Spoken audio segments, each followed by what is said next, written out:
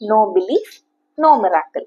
ஆமா, நம்மளுக்கு ஆண்டவர் மேல வந்து விசுவாசம் இல்லை, நம்பிக்கை இல்லை அப்படின்னா எந்த அற்புதமும் நடக்காது அப்படின்னு சொல்லிட்டு தான் நம்ம பார்க்க போறோம். ஸோ இன்றைக்கு நம்ம எத்தனை பேர் இந்த ஒரு கேட்டகரியில இருக்கோம்? அதாவது நம்மலாம் வந்து எப்படின்னா நம்மளுக்கு அவரை பத்தி எல்லாமே தெரியும், எல்லாமே அறிஞ்சும் புரிஞ்சும் we are not believing in God, we are not focusing on his word or following his word. அதாவது நம்ம கேட்கலாம் எவ்வளவோ டெஸ்டிமனிகள். சரி, அடுத்தவங்க வாழ்க்கையை பார்க்கறத விடுங்க, உங்க லைஃபையே நீங்க அப்படியே ரிவர்ஸ் போய் பார்த்தீங்கன்னா ஒரு ஒரு ஃபேஸ்லயும் ஆண்டவர் நம்மளுக்கு எவ்வளோ அற்புதங்களையும் அடையாளங்களையும் செஞ்சிருக்காரு, நடத்திருக்காரு. எவ்வளோ ஆபத்துல இருந்து, நாச மோசத்துல இருந்து அவர் நம்மள அழிவுல இருந்து பாதுகாத்து கொண்டு வந்திருக்காரு. But we still don't believe in him.